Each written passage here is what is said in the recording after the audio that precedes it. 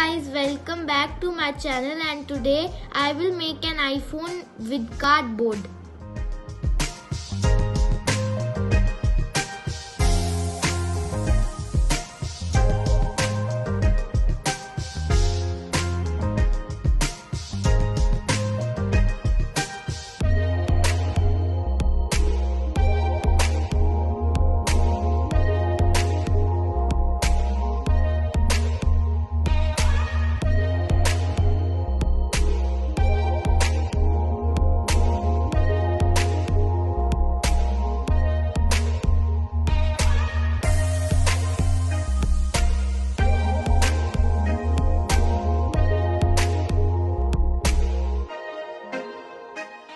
Now I have also pasted the camera and also pasted the Apple logo like this.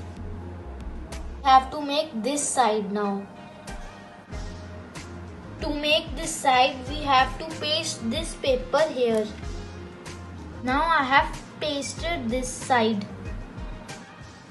Now we have to paste a thin paper here to cover this. As you can see, I have cut it very thin. Now we have to paste it here.